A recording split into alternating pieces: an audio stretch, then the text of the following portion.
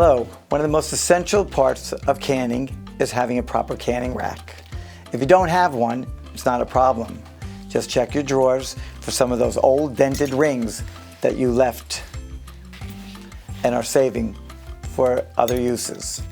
For us, you can build your own canning rack by using a zip tie, rings, smoothing them out, measuring the bottom of your pot, and attaching them together. It's all that easy. Some people ask why we need a canning rack. It's very simple. The canning rack provides a layer between your jars and the bottom of your pot.